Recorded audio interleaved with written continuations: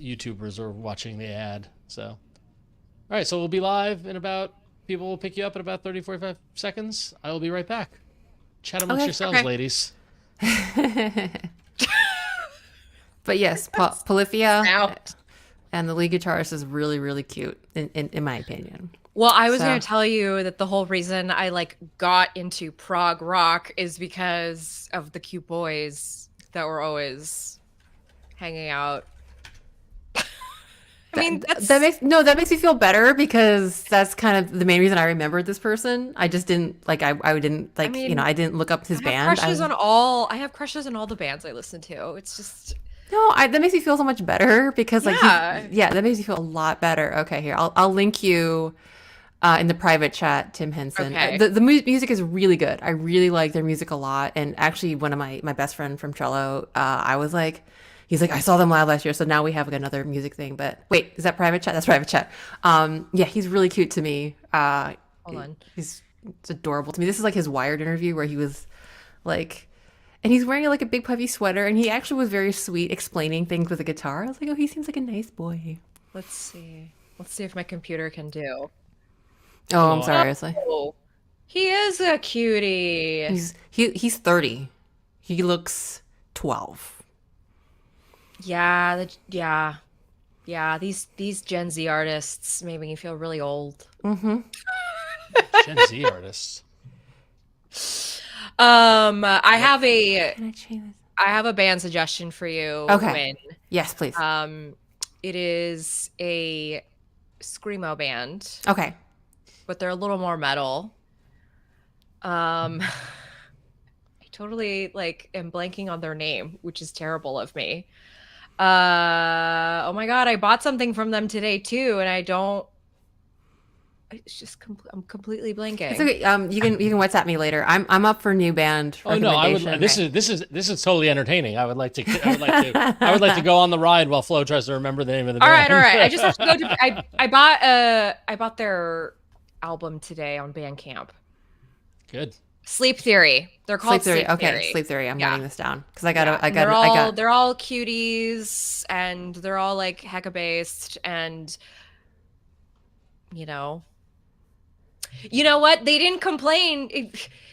I went to go see Taking Back Sunday a couple weeks ago. Okay, Hey, what they you say, complained. Long Island brethren? They Uh, complained, Ron, that we were not into their new stuff. uh, They made a comment because what they did is they baited us all millennials with like 3 old songs first. So Mm. we're all like, yeah, oh my gosh, liar. Okay, we're all like hecka getting into it, and then they start playing their new stuff, and you just see the whole theater just like everybody's like, okay, time to sit down. Because I I was mean, sitting in the I mean, balcony. what's funny. What's funny is that like, and they were talking about music. Who's it?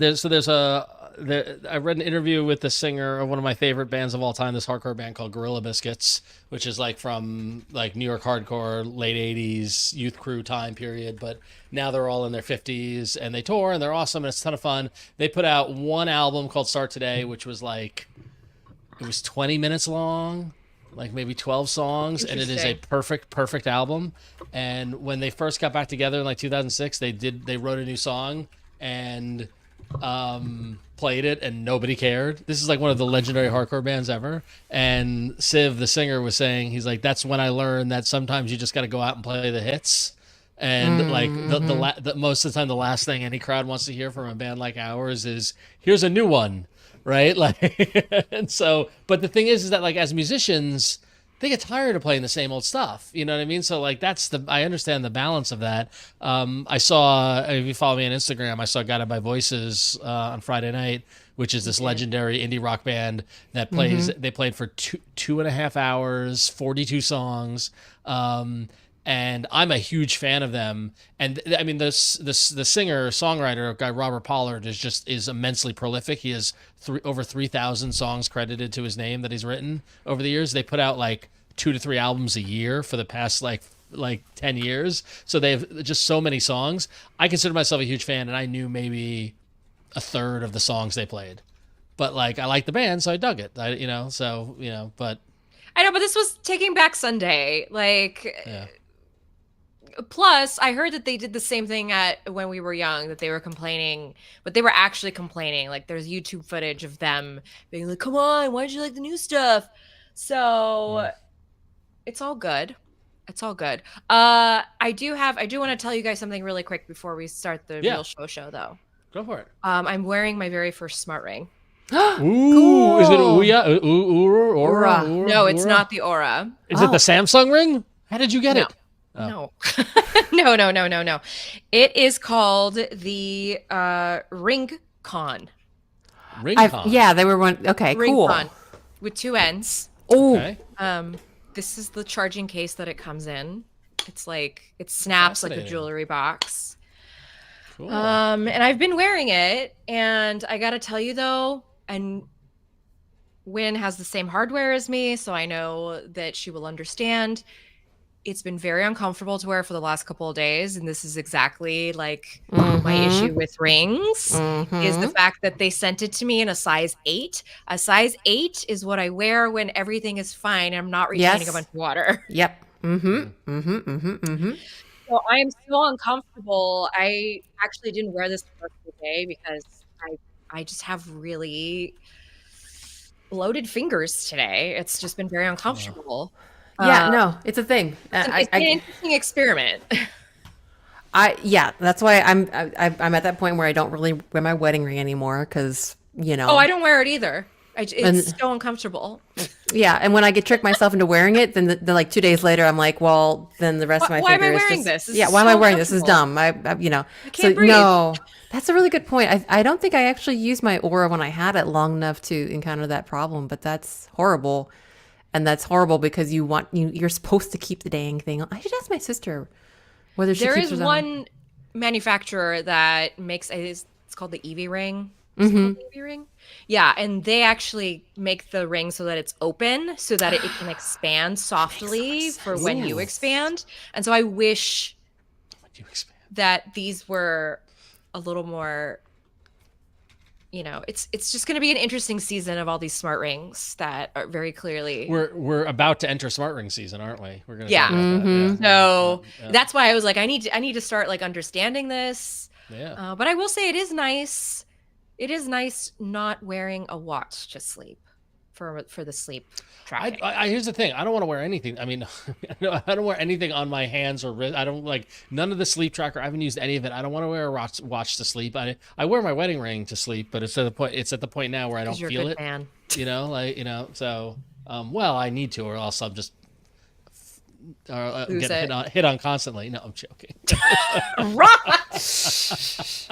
Carrie. Not by her. That ship sailed. But it is what it is. So, all right. It is what it is. I want to remind everybody watching live on YouTube and Twitch to go to af.showbot.tv and make sure you put in your titles for the show that we'll pick at the end of the show. af.showbot.tv. Cousin Ajah, possibly Cousin Ajah and Clinton Woodward are probably our leaders of picking show titles. So if you want to take them down, not to put a target on your back, Clinton or Ajah, but other people, Jeez. Come on, Daniel Schwartz, or anybody else I see in the chat, or Ponka 49. Come on, you guys can put in titles. Morbius 65. Anyway, so there you go. So a quick reminder there. We do not have a hard stop at 9:30 today, although Flo, I'm sure you want to get back to your family, so we're going to try to keep the show tight.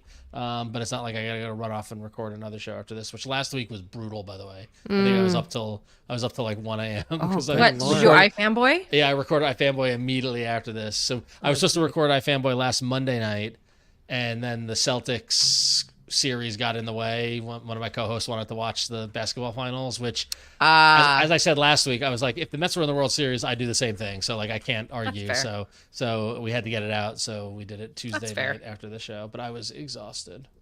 So yeah. All right. Cool.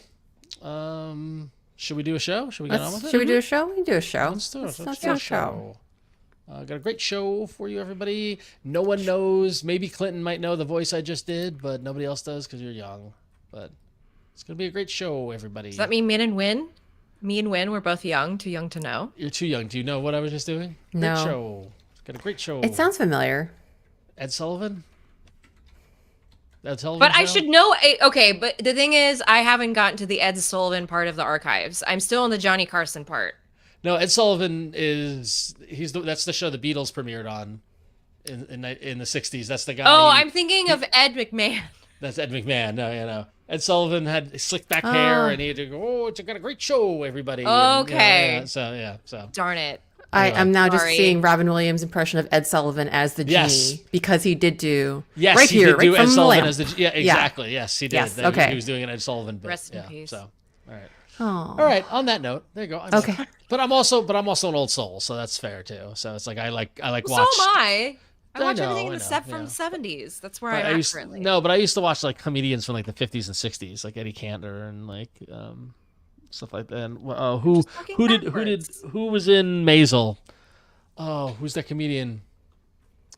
Crap. Hold on. Ron, we need to solve this before we could start the show. It was Lenny Bruce. Lenny Bruce. That's Lenny it. Bruce. That's right. I love Lenny Bruce. So okay. All right. Let's get on with it. All right. Cool. Flo, I'm gonna remove you from the stage, and then let me do this. All right. Let me turn my camera off, but you can still hear me. All right. And then I'm gonna cover you up. All right. You good to go? Good to go. All right. Let's do it.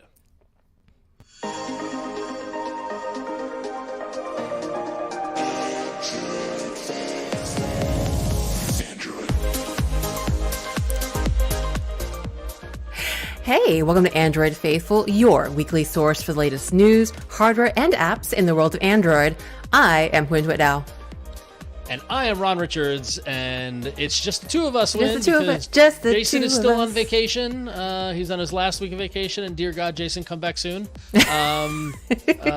Late nights here at Android Faithful HQ on the East Coast. And Michelle is off on assignment. He's at a very cool thing. I don't know if I can talk about it or not, but he's at an event. So it is, and when big milestone tonight. It is. It is. It's the big 50, big 50. This is our 50th episode of Android Faithful. Yes. Right. So if we're gonna go 50th, who of course should we have on the show? I mean, really, who other than the wonderful, fabulous Florence Ion could be on the show with us tonight? Hi. Hey, welcome, Flo. OG, how you doing? I Sister? cleaned my room for this. And by clean my room, I mean everything that was in the background, I moved here to the side. So it's now just a pile. That's how you clean. That's the college dorm room cleaning method. I like to call. My Yeah, Hey, office. if it's not in frame, it does not exist. So Exactly. Happy 50th, Thank by you. the Thank way. you. This Thank is you. a We major don't look milestone. we don't look a day under 49, do we? No, Yeah.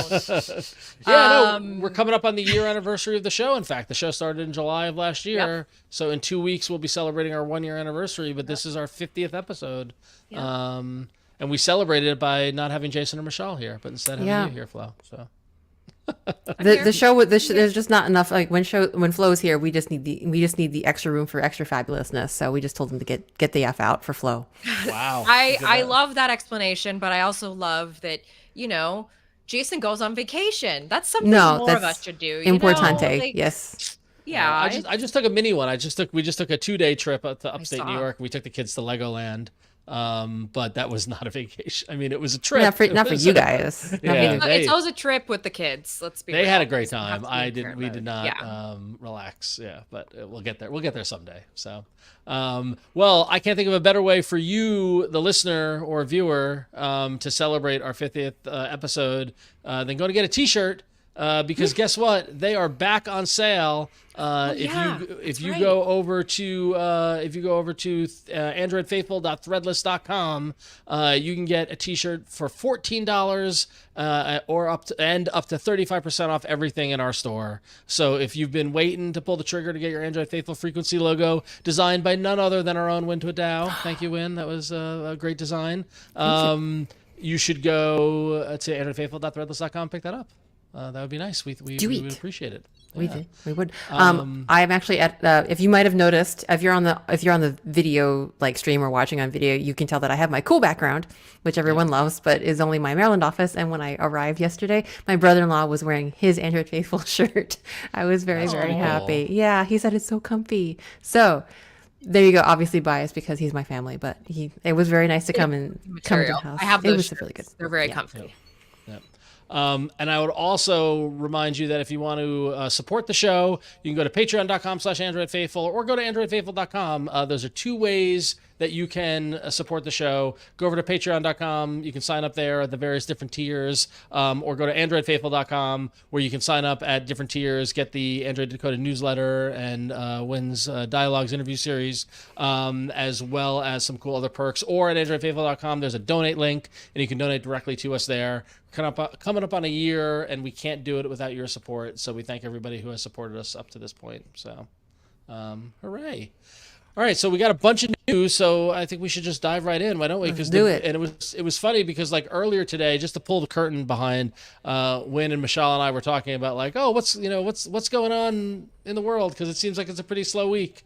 And then Michelle actually texted. He's like, Google's having an event in August. And we're like, what? And sure enough, Google surprised everybody by announcing August 13th, an event in Mountain View put on by Made by Google. And then after that announcement, first invitations went out to press and to other folks, and then that made it to the online, stuff like that. And then they followed up on social by posting a very revealing and melodramatic video saying, get ready for magic at Made by Google.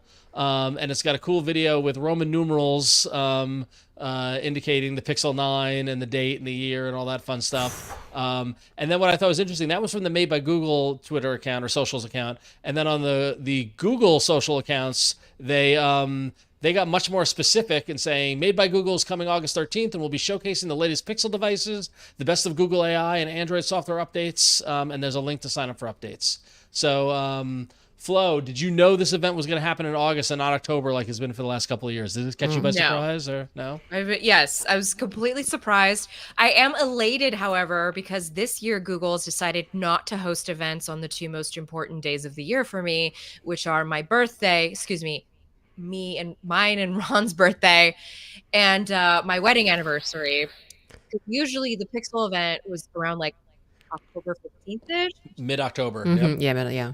So it's like I had to be away covering that phone a couple times. Yep. So I'm happy that, honestly, this is the best for all of us, because that means for those of us who are doing this job, because by the time the iPhone is over in September, that's it. There's other stuff, but at least in terms of the flagship stuff, like we could just kind of calm for a bit and get used to everything, so I'm looking forward to that. Let it settle. I also like the fact that they're just blatantly saying Pixel 9, here you go, like once again, and like all the speculation we've had about the A series going away and if there's going to be another fold, like all of our questions hopefully will be answered in August. Sooner rather than later. Yeah, exactly. So I love the Made by Google events. I love when Google gets involved in hardware and releases them. I don't want to get too privy, but Flo, did you get an invite? Yes, I have RSVP'd. Excellent. I did also receive an invite. And I know some of the rest of the team Android Faithful got invites. So hopefully we'll be there, knock on wood. I actually don't know if I can go because it's cross country. Because it's funny, because Flo, do you remember the Made by Google events in October are usually in New York these past couple of years? Which is very like, guess I'm coming to New York every October, which I had been. Yep. So now I can just come to New York without socially covering a phone, which is honestly preferred. But we'll see. Listen, I love you. I love all of you and your phones, but it's hard. We'll see if we can get the band back together in Mountain View again a couple months after being together in I/O. That would be nice. So, but not to be outdone by Google, Samsung also chose today to announce the fact that we got a date for Samsung Galaxy Unpacked. And Flo, actually, you wrote this article. So what's the over on Gizmodo? So what are the details? What are the deets? Samsung's hosting an event in tandem with, I would say, the Paris Olympics, which we kind of knew that they were going to be the ones that were going to do a lot of marketing at the Olympics. And so this, of course, is the best time to launch these devices. So they'll be all in the background, right, of all the people flipping and swimming and running. Yep. July 10th, it's happening in Paris, France. It will be at 9 a.m. Eastern time. So 6 a.m. Pacific time. Oof. I will be tuning in. That's fair. We'll probably be tuning in as well. But I feel like not only is this going to be Frenchy Galaxy Unpacked, but it's a packed unpacked, right? Because like I feel like for the past couple of weeks we've been talking about nothing but like what's coming from Samsung and Unpacked, right? Like what is the flip, the fold, the watch ultra, the chonky square thing, rings, all kinds, the buds. It's packed. It is an event in and of itself to get through all of the products and figure out what the heck is going on. It's a packed unpacked. It's packed. It's a lot to unpack. So Flo, what do you think's what's the biggest thing you're excited to see at Samsung Galaxy Unpacked? So this year, I'm really curious. I mean, I'm always curious about the next folds, just because I really like the form factor. That's where I am. The rumors are that it's going to get a little wider this year, which is so we can kind of match with the Pixel Fold and with the OnePlus Open. You know, people are a little more into that screen resolution than what Samsung's been doing. One thing I'm going to look at, though, is I'm very curious how much of an update this is going to be, because it just feels like we're moving really fast with the foldables. Yeah. So I'm going to be kind of looking at that. And then, of course, the ring. I was talking in the pre-show that I am wearing a smart ring. This is the RingCon ring, not the Galaxy ring. But we know the Galaxy ring, it's been teased nonstop. I'm very interested in this new device category. I know Aura has been doing it for a while. I know there's lots of other players, but when a big brand like Samsung goes mainstream with it, like this is when it, really becomes a consideration in people's lives. And so that's going to be interesting. Also, this remodel, by the way, of these smartwatches. Have you all been reading the headlines? It's been like, so a couple of years ago, I guess Samsung poached some Mercedes-Benz design people, and they were the people that was the designer who helped with the Ultra and the way it looks now. Right. And so apparently they poached another Mercedes design executive, this time for watches. Is this the Squircle that we were talking about a week or two ago? The Squircle watch? Yeah, that looks awful. Yeah. That looks so chunky and square and circly, right? Well, apparently it's a German luxury inspiration, I'm assuming, according to what I've been reading about it. So I guess we'll believe. Yeah. Sorry, go ahead. We'll believe it when we see it, right? What were we gonna say, Wynn? Yeah. It slipped my mind. We've been talking about the Porsche phones. Was that Honor with the Porsche phones? That was Honor. Yeah. Maybe they just were like, well, Honor's got Porsche, so we'll just steal the people from Mercedes. But yeah, we were talking about the Squircle last week with Juan. We were all very befuddled by the Squircle.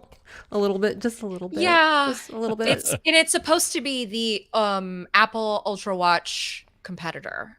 Apple Watch Ultra, excuse me. Is that a little too on the nose for you, Flo, that it's a Squircle and the Apple Watch is obviously square. It's really easy to see whether someone's wearing an Apple Watch or any other watch. Do you think the Squircle is just a little too on the nose as a competitor, or do you think it's, I don't know, do you think it's novel? There's so much sarcasm dripping from my question. I think you're actually bringing up a good point, because this is true. This is what they think about when they're like designing things. They're going, is this something that people can pick out? And I can pick out a Galaxy Ultra from the back because of the way the cameras have been stacked. It's very easy to see who has a Samsung phone. So I'd imagine they want the same thing for the watch, especially because somebody's wearing an Apple Watch because it's a square.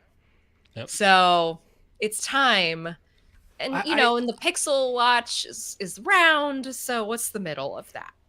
Right. Yeah. How do you have an identity without going too far in either direction, right? And I guess the Squircle is a way to do it, but So I don't know. It's like an Animorph. Like I mean, like I think Phil and I are in the right age group for like the Animorph books when you were Yes, we little. are. And yes, so it is like an Yes. Animorph between a Pixel Watch and an Apple Watch. There you go. Yeah. So So Galaxy Ultra. so everybody mark your calendars, tune in. So July 10th, Samsung Galaxy Unpacked. That what day of the week is that? That is That's a Tuesday. Oh, great. It's Tuesday. Great. So we'll be talking Excuse about me, that. that's a Wednesday. Excuse no, me, it's- that's a Oh. Wednesday. It is a Wednesday, right? Great. We'll So talk about that we'll be next time. previewing it on our 1 year anniversary show on our 52nd episode on July 9th. And then we'll be talking about it a week later on July 16th. And then August 13th, thanks Google, of course, is a Tuesday.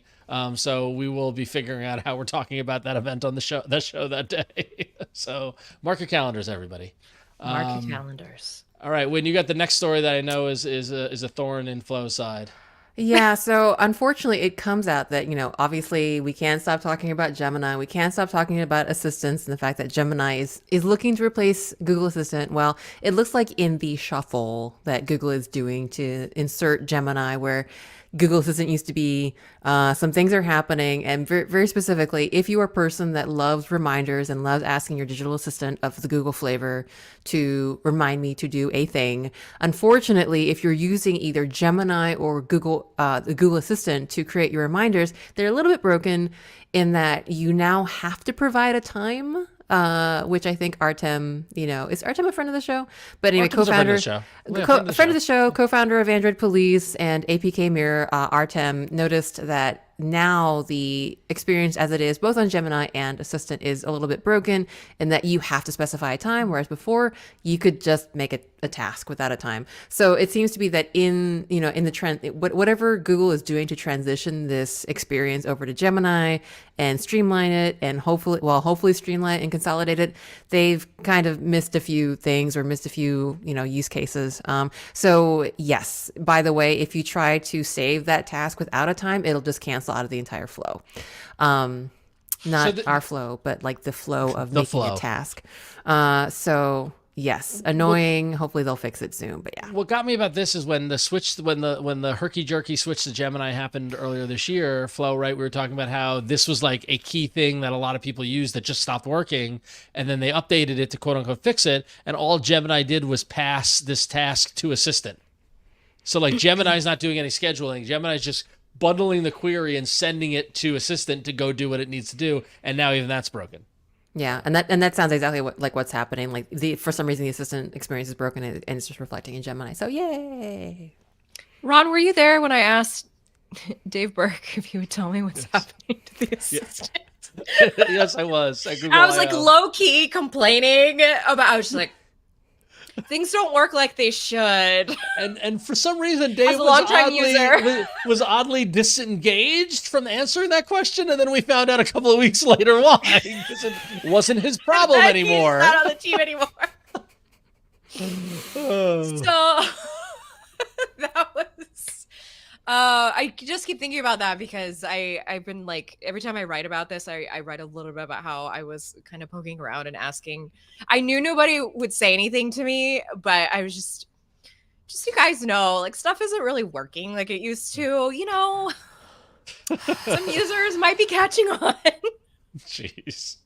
Well, that's a good segue, because speaking of Dave Burke and Android and etc., so we covered it last week that Android 15 has hit platform stability, and Flo, you wrote about it over at Gizmodo, but I thought you had an interesting angle, at least in terms of what that means. So tell us what are your thoughts on Android 15 these days at the point in time where we are? So developer betas usually are very dubious. You don't want to run those on your daily devices. But when we hit platform stability, it means that Android 15 is ready for developers to develop to that code. So it's pretty much safe for you to run it. But obviously expect that you will still run into bugs. But then again, don't you know that that's what it's like being in the Android world? Is that sometimes things are just a little buggy, man. We just roll with the strides. As someone who's never installed any of these betas, like because I've always been, I'm my daily driver. I'm like I'm not like, unfortunately, Flo, I'm not like you where I'm covering this stuff on a daily basis, from a news beat, or when I'm not like developing apps or whatever. I need to be productive, and like nothing can get away in the way Yeah. of that productivity. So like that's why back in the day I never installed ROMs or anything like that. But like going down these beta paths and hearing, Michelle talk about it every week with updates. In fact, we have a couple more updates. He's not even here, but when he's not on the show, he's here. It just seems like I just want the stable. I can wait till it releases. That's always been my kind of position. So, And I think that's the best position to have. Yep. But I had to find a clever angle for this story. Sure, fair enough. With. All good. Well, so that's a good segue as well. So, like I said, Michelle had shared a couple of updates recently of things that we can expect in Android 15. After tearing down the APKs and doing all what they do. First one is Google's preparing to make the Settings app a little more organized, which I, for one, welcome, because I feel like the Settings app is basically a bit of a mess. It's gotten to be a bit of a hodgepodge. But basically the whole premise of this is that they're going to make it more organized and make it easier to find the submenus that you're actually looking for. And in Michelle's article on Android Authority, he's got a comparison of the Android 14 top-level settings layout compared to the Android 15 top-level settings page that's coming out. And they've been able to consolidate and condense. They've eliminated, so on the current Android 14 there are 20 things on the top level settings page. Now in Android 15 there are 18 items, but they're also organized in more kind of logical kind of sense to help you get to what you need to.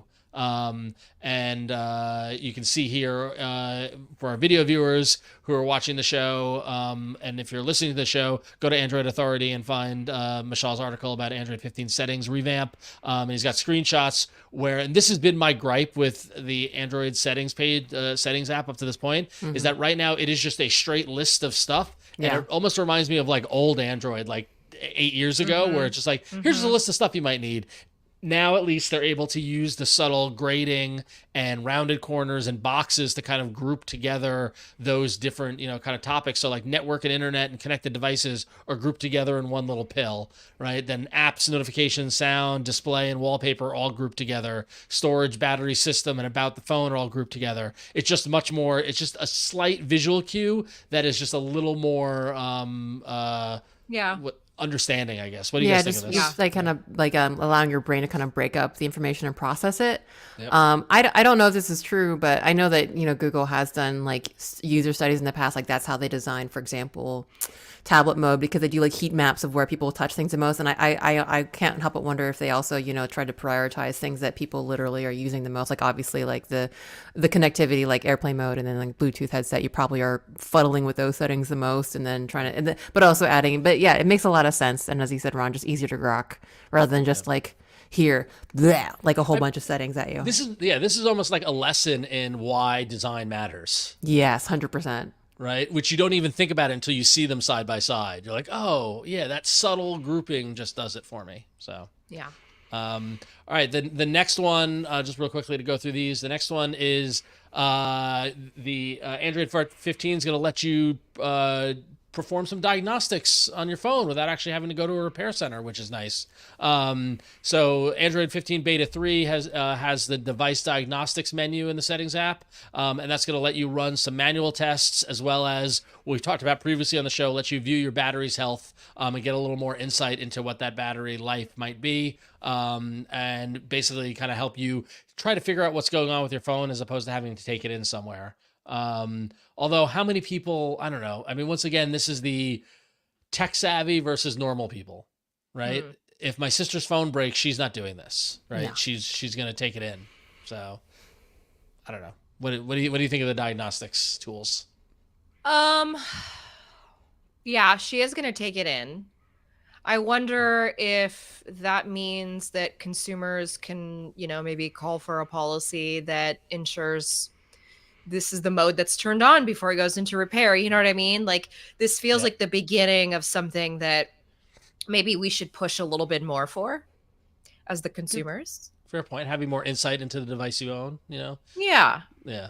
Like the Mac users have the activity monitor to show what's eating up memory, and maybe some people don't even need to use don't even know how to use it, but at least I have the ability to use it since I know what it is, so that sort of thing. So, all right, and the last one is actually very funny because I saw this and I laughed because literally I've been here in New York in the midst of the heat wave over the last week, and I was at the pool with my kids, and I picked up my phone and I got the message saying, "Your phone is running hot. Please don't use it." Oh no! And it's because I had it on a metal table in the sun in 95-degree weather, like it was not good. So Google's actually developing. This is a feature for Pixels, adaptive thermal feature. That presumably will help your phone from overheating. Basically will alert users to tell you what to do to help cool the phone down, as well as tips on what to do when your phone does get hot. A lot of people do run into overheating sometimes with the way that they potentially might use it. I get the temperature sensors too warm message in the thermometer app when I try to take my kids when my kids have a fever in this heat wave, but so it's doing pretty good at least being able to detect the temperature. But now in the code, Michelle was able to find some some tips that will help you cool down your phone, telling you to avoid direct sunlight, put your phone in the open for airflow, and close any battery intensive apps like videos, games, cameras, etc. It is very funny because it is like I have found during this heat wave where like I'm scrolling through Instagram, watching videos or TikTok or something like that, and like the phone's getting hot to hold in my hand, right? So I didn't think this was still a problem, but yeah. No, it is, and it's speaking a lot, by the way, to how much warmer things are getting. Yes. But I would suggest anybody out there who like has a phone in a hot car, for instance, in the summertime, because like I have black on black car, so my car gets very hot in the summertime, and I don't have shaded windows, so it's just roasting. But what I did is I put the phone so that it goes right in front of the air conditioning vent, and so when I'm driving, the phone at least stays nice and cool while it's playing Spotify. So at least I have that going. I believe that's what we call a life hack. Right? Is that like a little life hack? Yes, and the other life hack, life hack is if you've got like a cooler bag and you've got one of those like gel ice packs. Yep.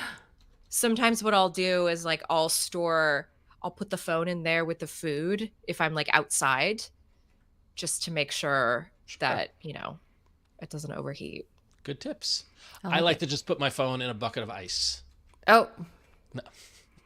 That's pro level liquid cooling. Just a bucket of exactly. Old school. Old school. All right. What do we say round out news? We got a little bad news, right? Yeah, I got a little bad news. Well, we already talked about this, but it has happened, y'all. Maybe this is like it has happened. If we're using VPN by Google One and you have tried to connect since June 21st, you will probably have known that it is finally dead. It is now shuffled off the mortal coil and joined the choir or the app suite invisible up in the sky. And we salute you, VPN by Google One. And it's gone. We salute you, VPN. I love the fact that our choice of taps is the slowest, most brooding version of taps. I'm trying to let it breathe. I'm trying to let it breathe and just like have like the, what do you call it? The gravitas that it requires. But exactly. But yeah, it was only born yet in 2020, and yet it is 2024 and is gone. So we say goodbye to VPN Google One. If you were a Pixel 7 and above user, you still get Pixel. So not to be confusing. So what we are mourning now is VPN by Google One. If you are a Pixel 7 and above user, you will still have Pixel VPN by Google as part of your purchase. Although people who are saddened by the passing of VPN by Google One will note that there are two features that are not in Pixel VPN by Google, which is kind of broader IP address regions. So you can select even like country level versus like city or state level. So if you really want have flexibility in your IP address regions for VPNs, and also the ability to block the internet if the VPN gets disconnected. So if you're just really trying to stay secure and just don't want to browse the internet, if the VPN's off, you could do that with VPN by Google One, but Pixel VPN by Google does not have that. So goodbye VPN by Google One. You will feel be like missed by Nord, several. NordVPN, ExpressVPN, there are better options out there, right? Yeah, I Yep. don't know. Or I mean, I guess Pixel VPN by Google, but yeah, I'm a I'm little more like, on ExpressVPN, but oh yeah, It's fair. yeah, but it's more of a. I don't agree with some of the company's practices, but that's fair. Yep. Vote with your usage. So right. I really feel like in this case, what happened is so there's a lot of talk about Apple possibly kind of now that Apple's like getting into AI, the idea is that everything has to kind of become a service that you can charge for. And Google really spearheaded that with Google One Yeah. on its platform. And so it just feels like this is a byproduct of a bad, it just wasn't a good, it wasn't really sweetening the deal for people.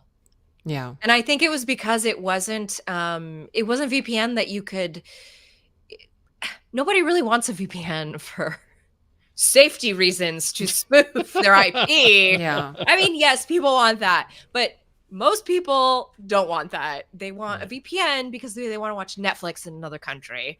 So it's kind of hard to do that with a VPN that doesn't let you choose the locale, which is probably 100%. why I it feel like that's stable stakes, was not being right? used. Yeah, Yeah. exactly. So, all right. Well, goodbye VPN by Google One.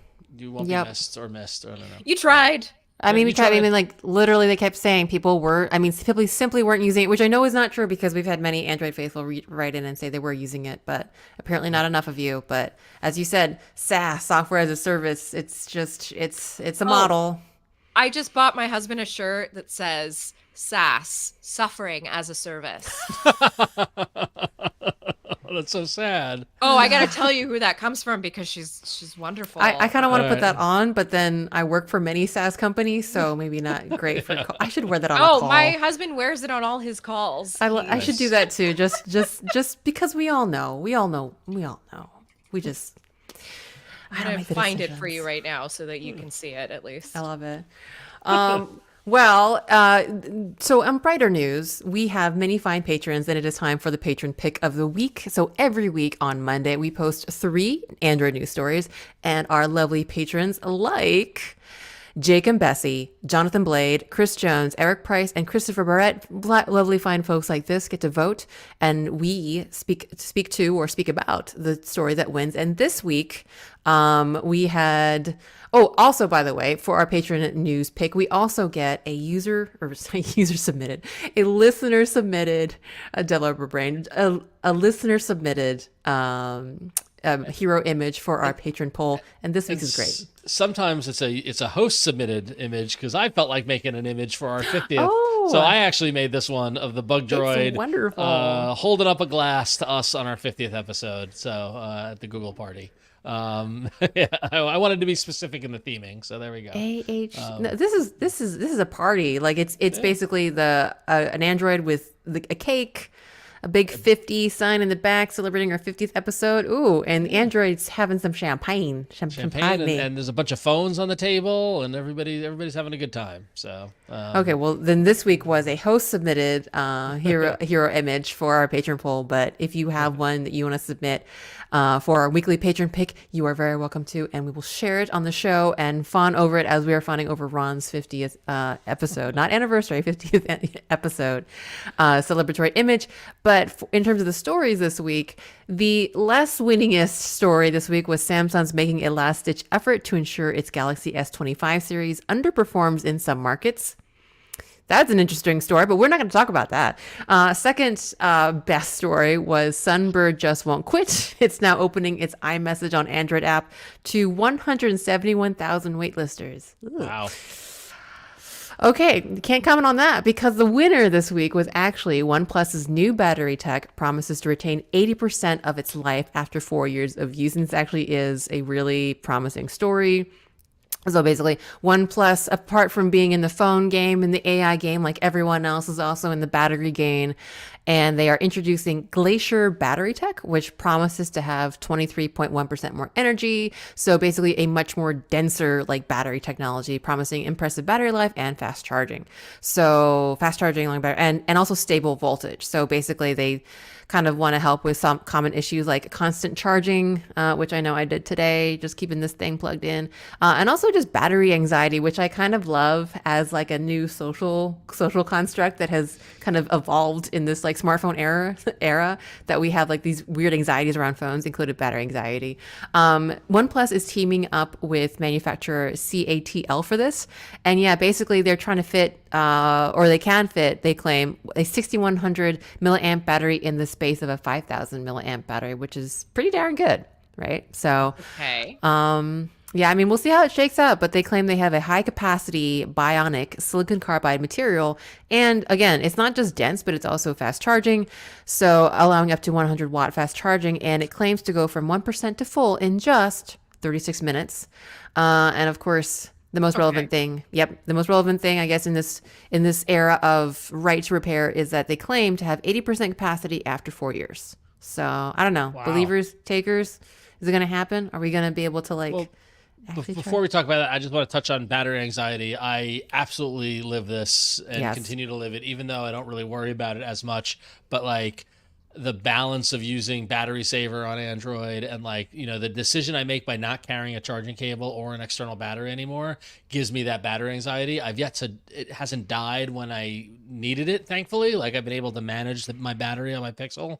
But like now in this day and age where like I go into the city and my train ticket is on my phone and the way I get home is like there's so much, oh God, I'm at 36%. I got to stop doing everything. I got to put on extreme battery saver. I can't, listen or watch anything on the train ride home because I need to call Uber when I get to the station or whatever it is. So definitely have that. And I've talked about on the show in the past, at least, that lithium ion technology will only take us so far. It is a scientific problem, not a technology problem, I guess, at this point.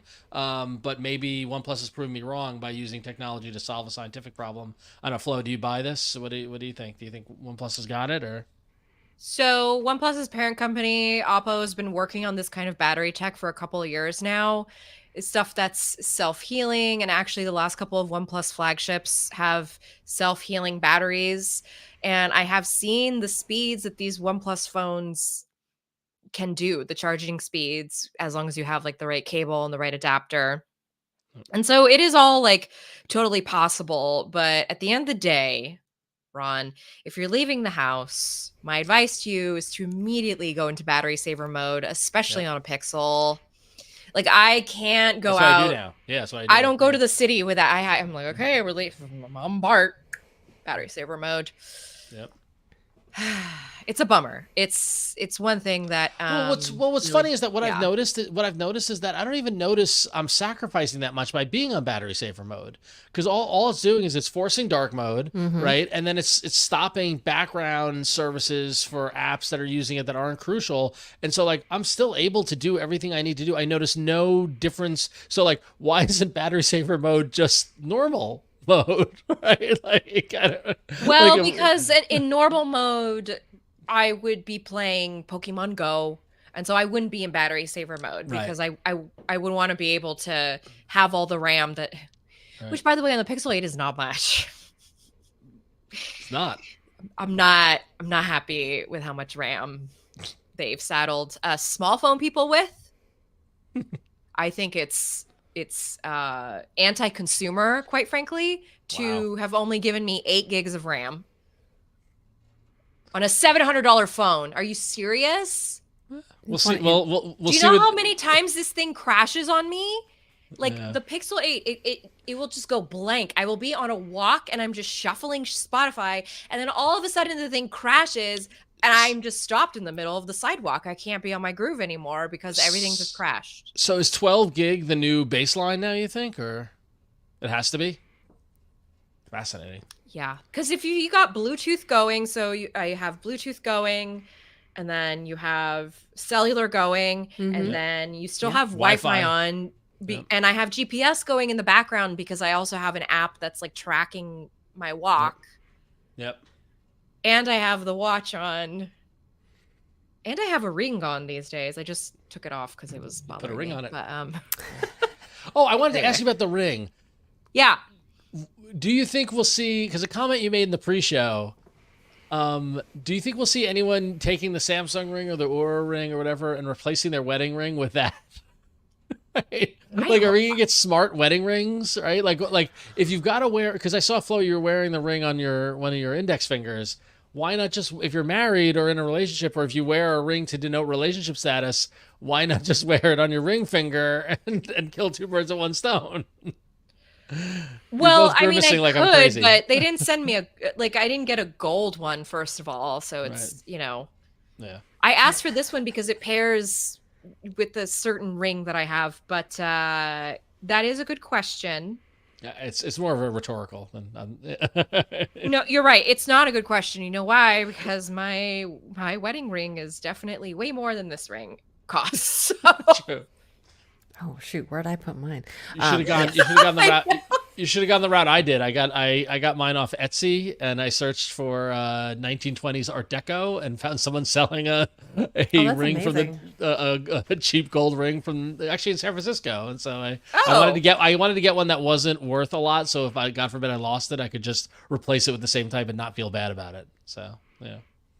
It's so funny though, because I think if you listen to the pre-show, we kind of talk about like, I don't know, rings for like I guess for folks that have a menstrual cycle, it doesn't always work. But it's so funny because then women's health also has become like kind of a good talking point for a lot of these companies, like, you know, tracking women's health. But then you give us a ring that we can't wear, like, you know, a week or two out of the month. Anyway, it's really interesting. And I'm even like a little, I shouldn't be like, but I'm a little uncomfortable, like even bringing it up. But like, you know, like these are the real thing, just like tiny thin wrist crew. Like it's just so weird. We have all these wearables and it feels like they're not exactly gearing half of this stuff for half the population. Half the like some percentage of the population with, I don't know.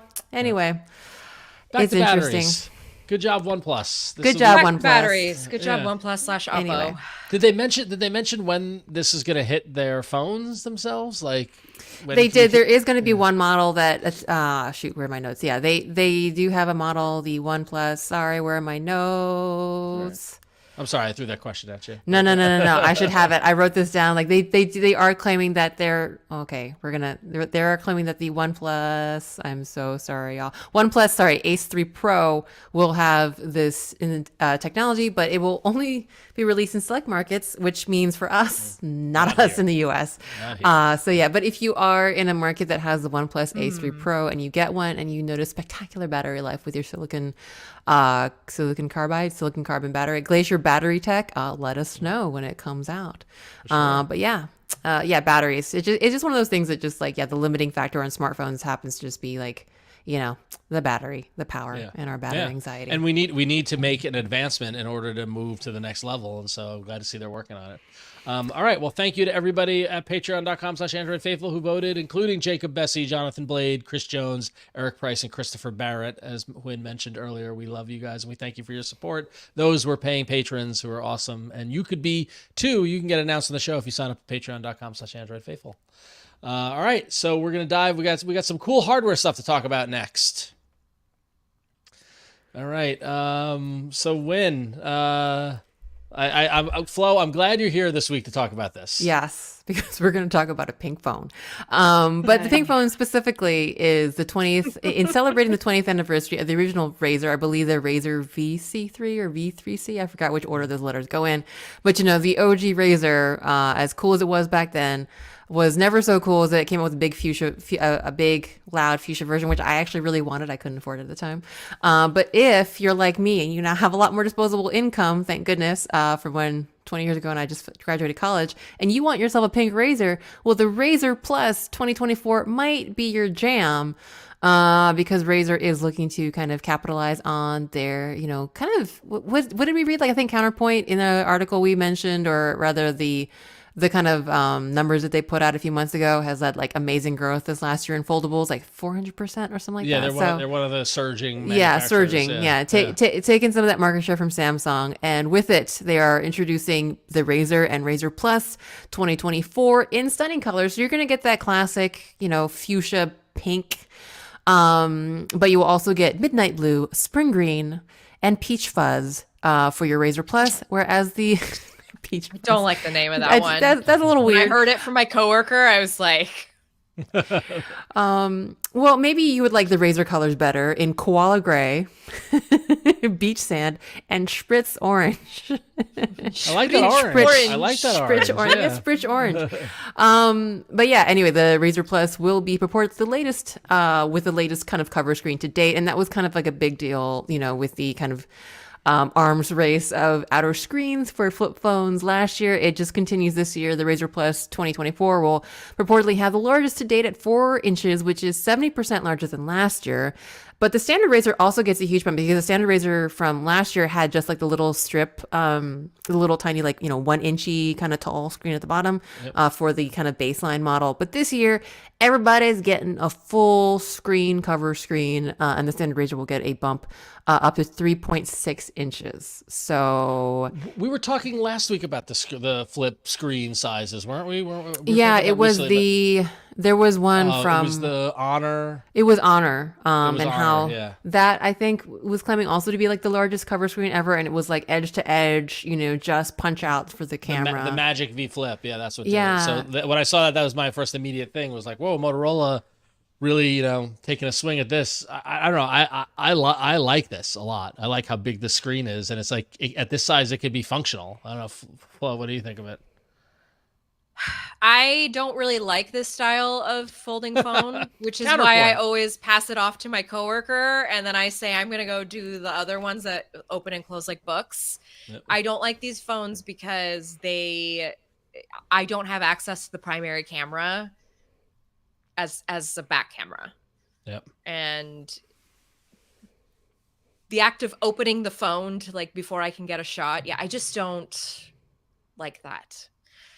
So that's why I'm stuck with a candy bar phone. What about the pink the pink Razr? Is this, bring up nostalgia memories for you? Well, no, because I was never a Razr girly. True.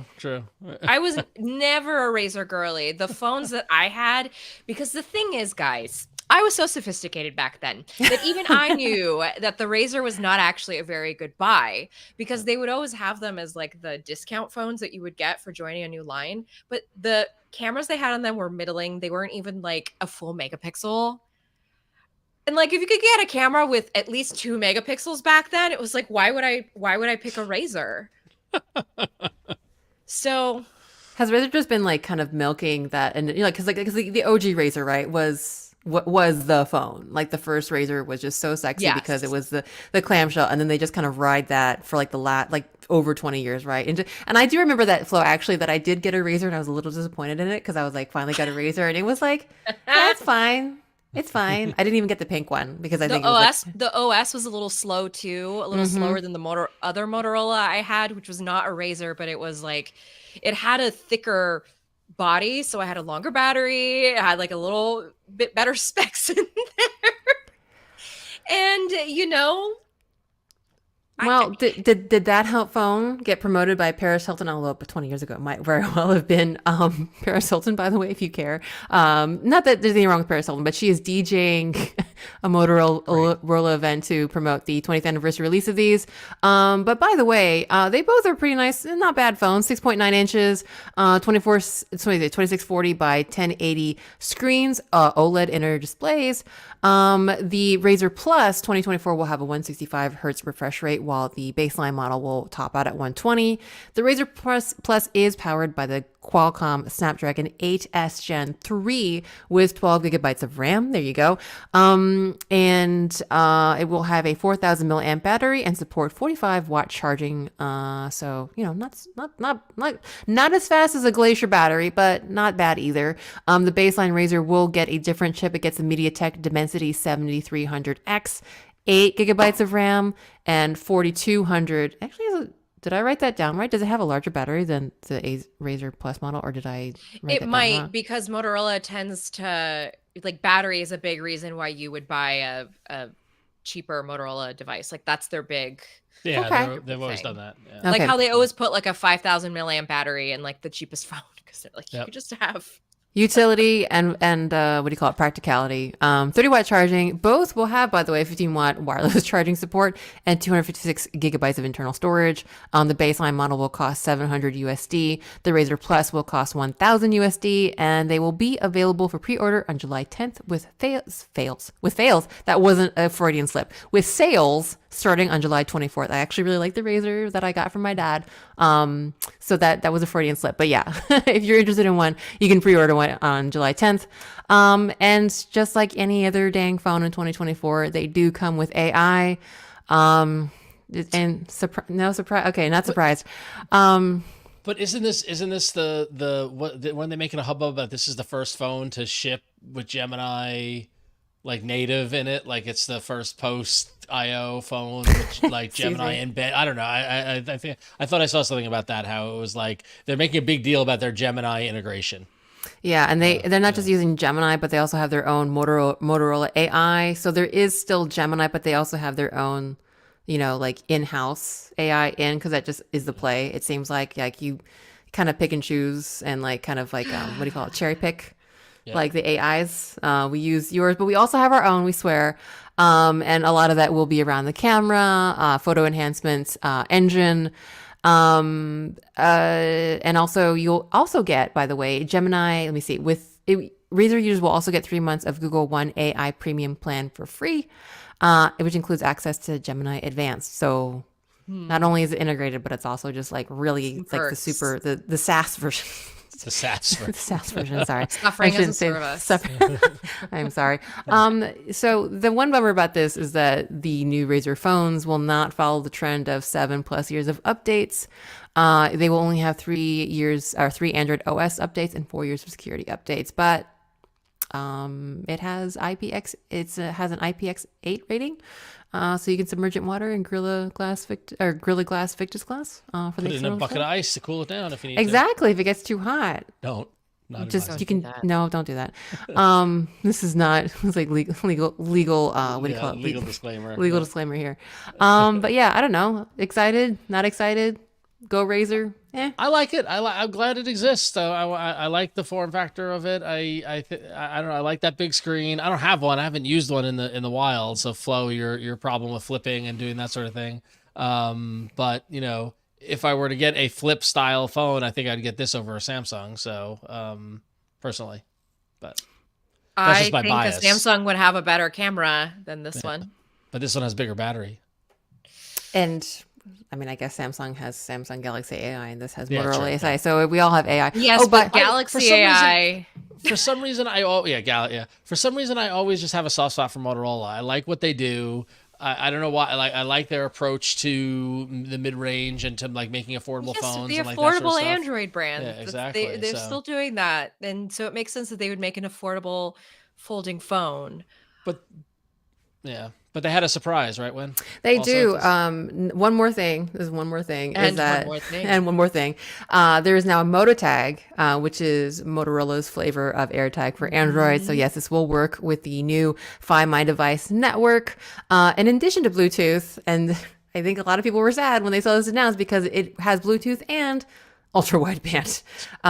Speaking of Artem, I think he did like tweet or X post, whatever we call it these days, that he was also sad that I think he got a Pebble Bee too, and now ultra wideband. So hey, if you did not early buy a Pebble Bee or Chipolo, consider the MotoTag.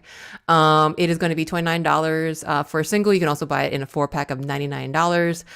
It comes with an IP67 rating. Again, you could probably dunk it in water to cool it off, although hopefully as a tag, it won't need that much cooling off. It is powered by your good old CR2032 coin battery, which should last a full year before you need a new one. And what's really cool is that if it's the reverse situation from a usual tag where you think that you have your phone but not your tag, or the thing that the tag is attached to, if you have your tag on hand but can't find your phone, you can apparently click on the tag to find your phone. So that's kind of like cool. Two-way. I kind of like that. Now I'm just like, that's, I know, yeah. I already bought. Anyway, and also the multifunction button can maybe be used as a remote shutter for your Motorola phone camera, which I really actually kind of like. That's very cool. That's cool. Really cool too. See, thumbs up for that one if you're on the video stream. When are you emojis. On a? I am. I'm on a Mac. Yeah, no, this is my thing. I'm leaving it on. This Yeah, actually let's not happened get during distracted by therapy. the Mac video. Built-in. But anyway, yeah. So if you're not like me and pre-ordered a Chipolo or a Pebble Bee and you just held on to your monies, guess what? If you wanted a ultra wideband tracker, the MotoTag might be the one for you with all these additional functionalities. So there you go. Thanks, Motorola. Just goes to show when new technology comes out, maybe wait until Wait 2 everybody's- weeks, literally like 2 weeks. I just had to wait 2 weeks. So that's on me. I should know by now. So. All right, cool. Good news coming out of Motorola. I feel like we haven't talked about Lenovo in a while, but Flo, you wrote about their new tablet. What's the story with the Lenovo Tab Plus? I actually thought this is interesting because we forget that not everybody, you know, a lot of people live in different kind of situations. And so this is a tablet with 8 speakers and not just 8 regular speakers, but 8 JBL branded speakers, which means they're very boomy. So they've been tuned to just like sound really boomy. And I did hear this tablet in person, so I can confirm that it delivers quite a presence as you're watching a video. And I was just kind of thinking about my hanging in the dorm room days. We were all just listening to music off of people's laptops back then.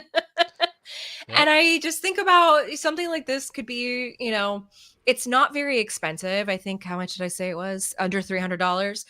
It's not very expensive. So it's a good, like, if you want to put it like in a kid's room or kind of have this streaming display device that's a little louder. Yes, I know we don't want to stream volume for all to hear, but there's a headphone jack. So there's always that route to go. Yeah, so it's 11.5 inch LCD display with 90 hertz refresh rate. It's in the mid range with the MediaTek Helio G99 processor with 8 gig of RAM, and it's got a micro SD card slot. That's right. That was one of the other things that was great about it, is that there was an expansion slot. So if you want to just go to your computer and drag and drop all of those media files that you ripped from the DVDs that you've owned for a long time, then you could just go and create yourself a little media tablet for like under $300. Yeah. It's got an 8600 milliamp battery. It says it can fully charge in 90 minutes, because entertainment media tablets do eat battery, so that's pretty good to have. So it's $280 is the price, right? Yes. Yes. So hands-on, Flo, how does it feel? What's the tablet feel of it? Does it feel heavy, or does it feel formidable because of those extra speakers? It didn't feel like too bad. It definitely felt like a tablet with stuff in it. Yeah. But it didn't feel overbearing. It didn't feel overbearing in its size. I think something like this I would be okay with on the plane. Oh, cool. Yeah, probably like an international flight, not a domestic flight, because those planes are smaller. National flight usually gives you a little more room. Right. Does it have this little kickstand in the back? It does. I love that. That's a nice function. Yeah. So, well, I do want to take umbrage to, not umbrage or whatever, but over at The Verge, Andrew Lazowski wrote about this. Lazowski, who used to work for Gizmodo. Okay. So this is very sour for you to bring him up. Well, I'm sorry to bring it. Well, and I'm wondering if Andrew is a listener or viewer of this show, because his headline was Lenovo squeezed 8 speakers into its chonky new tablet. And I know you can't own a term or a phrase, but I feel like work with me, so you could maybe just give me the credit for this. Well, yeah, I feel like chonky has been established here in our little circle. So maybe, Flo, maybe you're the through line to Andrew to choose these. It could also be Victoria Song, however, who also works at The Verge, and she has been known to use the word chonky in our conversations. Maybe I shouldn't take ownership of the term chonky. So I don't know if you can. I think a lot of millennials would disagree with you. But anyway, I do think that describing the Lenovo as chonky is probably apt. It's a little chonky. Yeah. It's a little chonky. Well, I'll take ownership of chonky watch, because that's how I mispronounce chonky watches. Yep. Watches. So we can maybe make that a t-shirt, and then we'll own chonky watch, and no one will know what it is at all. All right. But Well, we got a couple more tablet stuff, right? yeah, we got some leaky peekies. So the first leaky peeky is the Samsung Galaxy Tab S10. This is from a collab of On Leaks and Android Headlines, of course. And basically, it's just kind of like a pre-look, a pre-game of the S10. And it looks. I mean, just if you're not on the video stream, it looks a lot like the S9 Ultra. Yeah. Maybe maybe the news is no news, is that kind of not too unfamiliar from last year, where it was a good iteration, a good kind of like little dot release, or a little kind of like bump up in specs and everything. It seems like we might be kind of in store for the same thing this year with the Samsung S10. It is, I think, the dimensions here, according to the this render that was done by On Leaks and Android Headlines, you've got dimensions of 326.4 by 208.6 times 5.45 millimeters, which is almost the same as the S9 Ultra, except it's just a little bit chunkier, just a little bit thicker. But that's pretty much all we know. Like, we don't know anything about the internals, but presumably, it will have either the Snapdragon 8 Gen 4 or the Snapdragon X Elite, which would put it on par with the M4 iPad Pro, but who knows?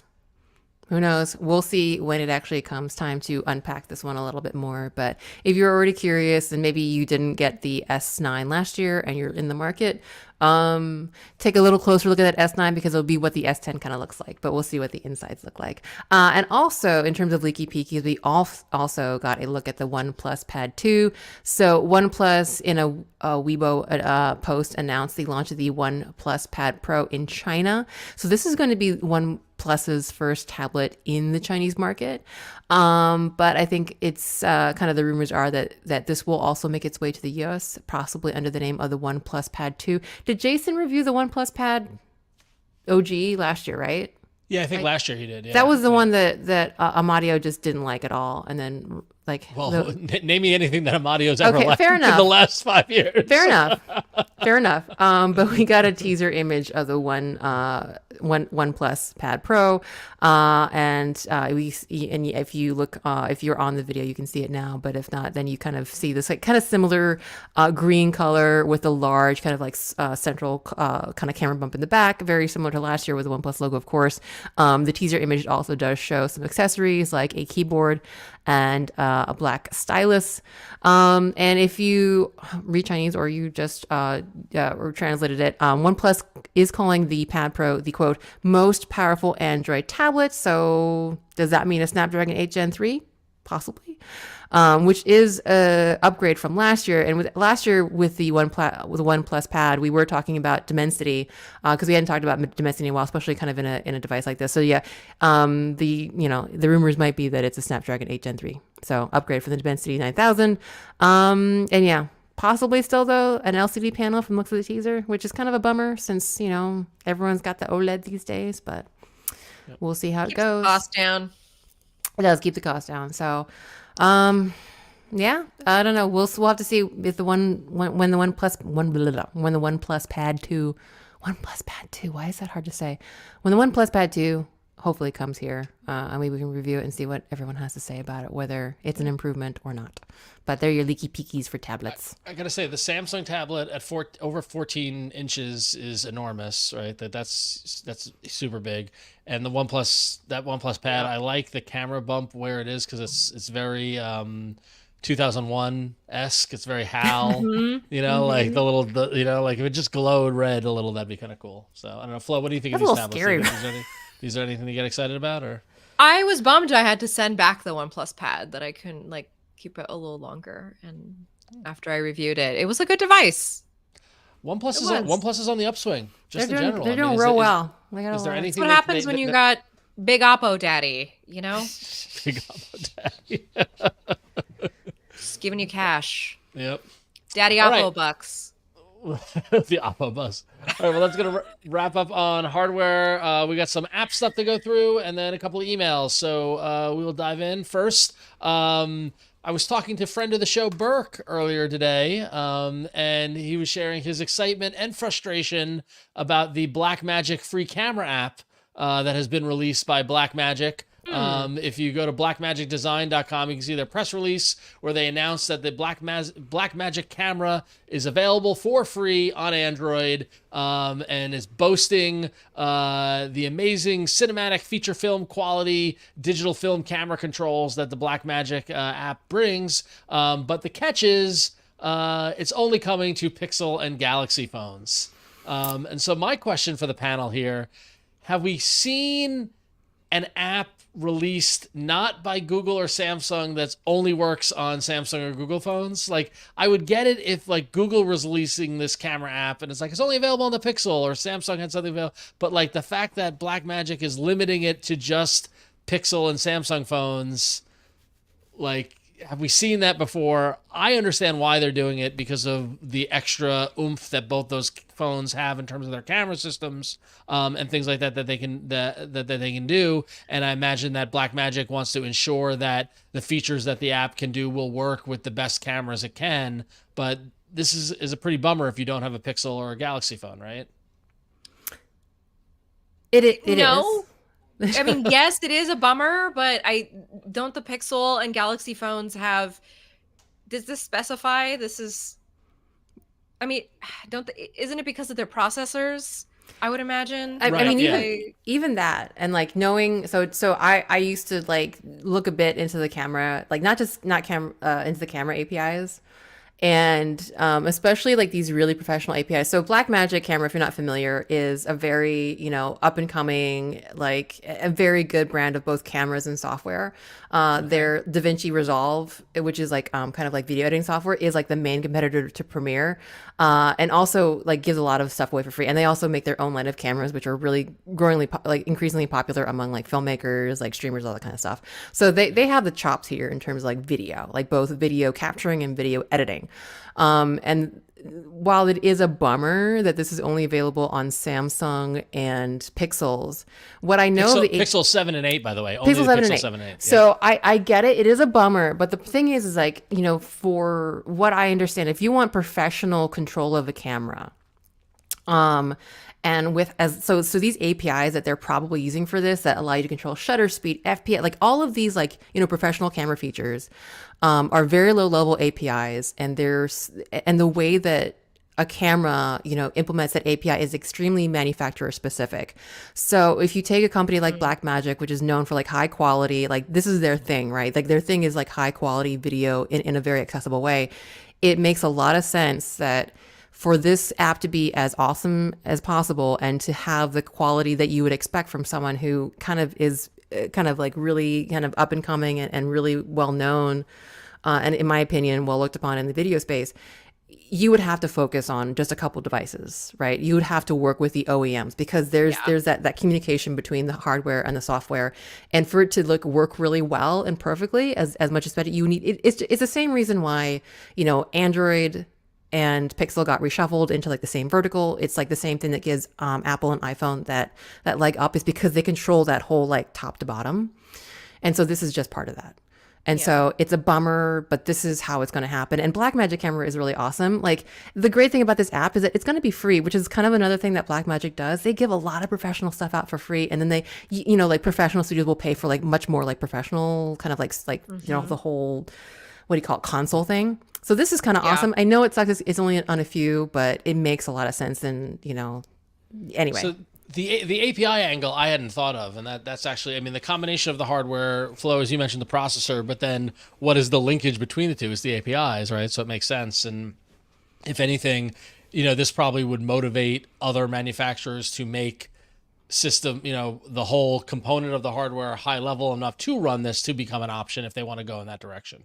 So interesting stuff. All right, cool. So keep a lookout for Blackmagic. It's in the Google Play Store. If you're on a Pixel 7 or 8 or Samsung Galaxy, I think 23 or higher, 23 or 24, it will be available. So one thing I noticed recently is that as we're gathering the news to talk about every week, I feel like there are YouTube updates every day. Like that YouTube product team is just like nonstop. And as opposed to skipping them all or whatever, I wanted to highlight a couple of them, but like, it just, I don't know if you guys have noticed it as well, but like, it just seems like there's always like, now you can do this, now you can do that. It's just very weird. So the latest is YouTube for Android TV, something near and dear to my heart because I use Android TV. They're going to be adding stable volume feature. This has been available on mobile. But if you use Google TV and you watch a lot of YouTube, I don't know if you have kids and there are people making kids content and they have varying volume levels. And sometimes it's maddening of how you have to go up and down. This stable volume feature will kind of normalize the volume across the videos you watch on Android TV and Google TV devices, which I found to be very welcome. Flo, I don't know if your child watches any YouTubers, kids YouTubers or anything. My kids have discovered story She's time on with Ryan hold and Craig for that and they for love now. it. Yeah, she's on hold for that for now. So Well, it works sometimes to get them to shut up. yeah, I know. Yeah, like I mentioned, the story time with Ryan and Craig is the latest hit in our two LA improv UCB people doing Interesting. reading picture books, and it's very funny. So I'll send you a link. It makes me and my wife laugh. So. All right, cool. And then additionally, an APK teardown over at Android Authority revealed that the YouTube app might be getting a sleep timer. This is a function that other apps have had out there, which is handy if you listen to music or podcasts before you go to bed. You want to have it stop after a couple of minutes. So it looks like there might be a sleep timer coming to the Android app soon for YouTube, which would be cool. And then finally, of course, it wouldn't be anything without AI. Their Ask for Music feature is coming to YouTube Music for YouTube Music app, which will basically allow you to find music through conversational prompts and voice commands, which is a joke and is going to be laughable. I look forward to making fun of how this works because it's not going to work at all because I can barely get YouTube Music to play the exact band I'm asking to via voice, much less to say, ask for something like that. But we'll see. So there you go, YouTube. I did use the hum to search feature this weekend with my husband because we had an argument. I think he was watching Psych or something, and we had an argument over whether something was the William Tell overture, or the That's a good other use one. of it. The other one that it has a German name. I'm sorry, but it's like another song that sounds very similar. But yeah, no, it was great because we were having that argument. And I was like sitting there humming, and I'm apparently a terrible hummer. I can't hum on humming is easy, right? I can't hum on pitch. See, with pitch, but it still worked. Back to my woes with YouTube Music and the Google Nest Hub. The other day I asked it to play the song Punker Plus by La Tigra, and it played Bad Romance by Lady Gaga. What? That's not even close. And I was just like, come on. I was like, it wasn't even like I was far away or anything else was going on. I was standing right in front of it. So I was very annoyed. Yeah, that's that. All right, well, let's go wrap up apps. We got a couple emails. Wynn, you've got the first one. Yes, and this is actually a response to a conversation we had back in episode 48 about the light phone, and I was kind of lamenting that my dad is just refusing to use smartphones. So he wants a very simple phone that is easy to use. So Kevin wrote in with a suggestion. So Kevin writes, I also have family that has been resistant to moving to smartphones. I looked into some options. I came to the following. A launcher that allows customizing the grid to 2x2 and limiting to as few pages as possible. Scaling to make text and icons larger. Get a simple dialer app. Disable gesture navigation. Swipe for app drawer with the intent being they won't be accessing it, but you still can. Oh, I see what you're saying. Yeah, so that you, the child person managing the phone IT can. the IT Gotcha, person. the IT person. Thank you. And then, okay, so Kevin goes on. Sadly, this demo I set up was too little too late as someone else roped them into an iPhone first. And of course, after the fact, guess who gets to be tech support? Yeah. Speaking of tech support, and that's from Kevin. And he provided some photos of this setup. So if you're watching the video show, you can see that. We'll embed this photo on the post on AndroidFaithful.com for audio listeners if you want to check it out. But it's a very simple approach, right? No, this is great. I think that's what my dad wants. Is just I think he gets when he sees all the grid of icons, regardless of what phone it is, he just like kind of shuts down a little bit. Like, no, that's too much. But I do think, Kevin, this is a great idea. Just limiting it, just because it's that clutter and it's that kind of like overwhelming amount of like information and possibility. So I love this. I really do. So thank you. I'll try. I'll do that and give it a shot and see if my dad says yay or nay. Was this on the foldable that you're gonna do it for your dad? Oh no, I got him like I might get him like a cheapy candy bar like a Moto or something. I gave him I actually bought him the baseline Razr from last year and it was a no go.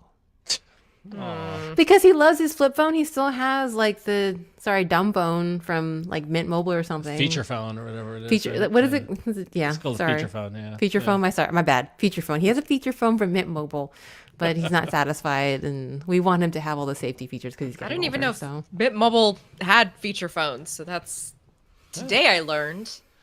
I got to use this as an excuse to ask you, Flo. Did you get a chance to take a look at the Light phone when it got announced? Light phone 3 or whatever. The oh little, no, I didn't. I actually kind of missed that news. I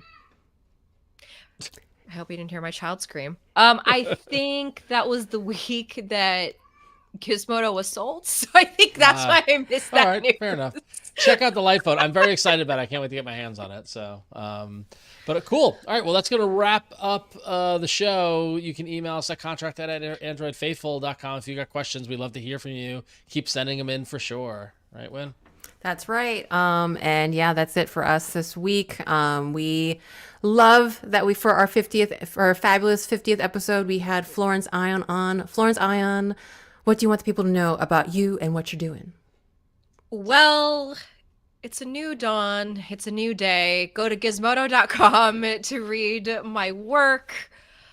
Going forward, I will be covering everything that's happening this summer. So if you're interested in my perspective, please gizmodo.com. I also have a website. If you want to go there, you will find a link to all my socials, and you'll also find, florenceion.com also has a link to my Discord if you'd like to come join our community.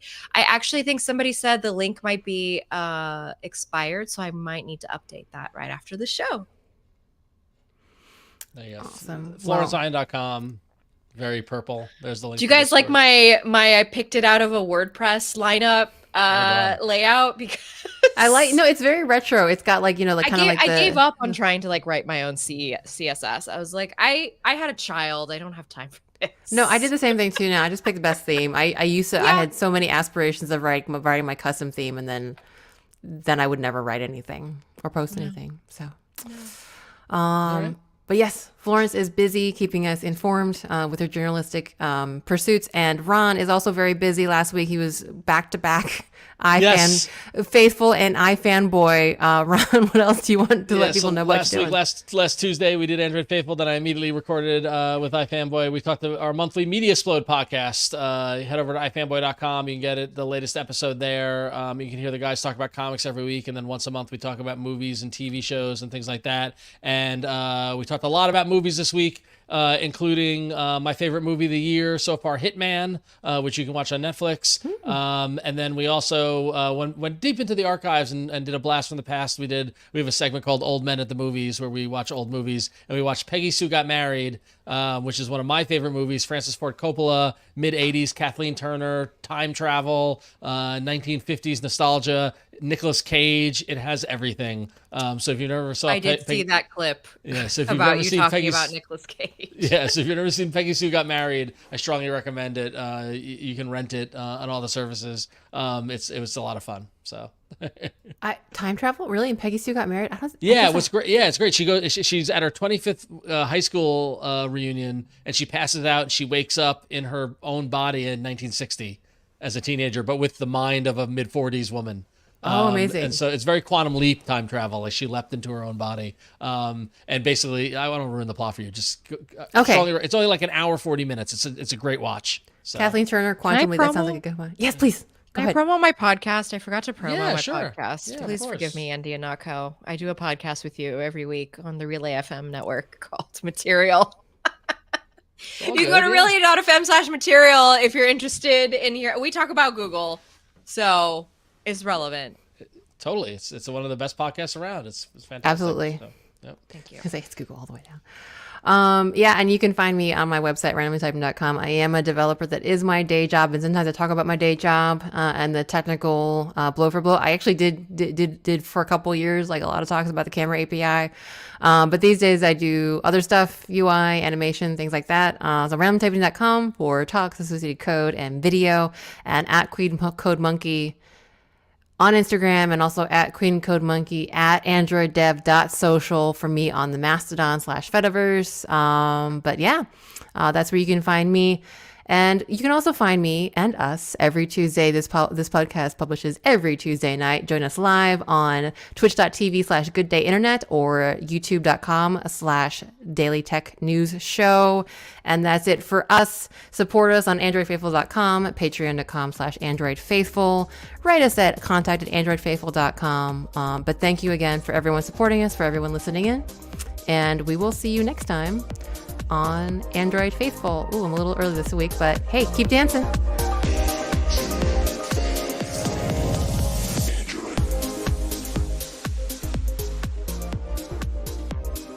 Alrighty. I'll get that tail timing down one day, so we'll see. No, that was perfect. That was perfect. You got a listener, Flo. Well. Thank you. All right, good times. All right, let's pick a show title. By the way, I bullied Burke into being here today. You did. I don't think you got to bully him. Burke's usually here every No, I know. I bullied, but I sent there's Burke a bully All right. text.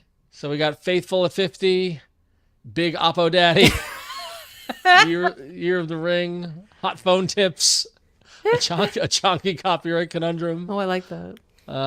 Female unfriendly I like smart hot rings. phone tips just because it's very SEO friendly. Hot phone tips. Android chill. Battery life anxiety. Made by Google event. Immediately go to battery safer mode. That's just that. I just like the idea that we just put the tip right in the title. Hot phone tips. Hot phone tips. It's got it. Clinton wins again. See, Burke just said I control his actions. So. Is it Burke bot? Is it Burke or is it a bot? Or is Burke the bot? Or is Burke a bot. botful Burke? Hold on. I think not yet, child. All right, Flo, do you got to go parent? Thank you. Tried to open my door. Thank you for thank you for joining us. Yeah, All right. thanks, Flo. So good to see you. We'll sign off now. We'll let Flo go parent. Thanks for everyone watching. We'll be back next week. Bye, everybody. Jason and Michelle will be back, I think, next week. And Jason then will be back with a tan. Yeah, 2 weeks. Ciao. 2 weeks until our one year anniversary. So a lot more fun stuff coming. So, all right. Good night, everybody. I'm gonna end the stream. Bye, everybody.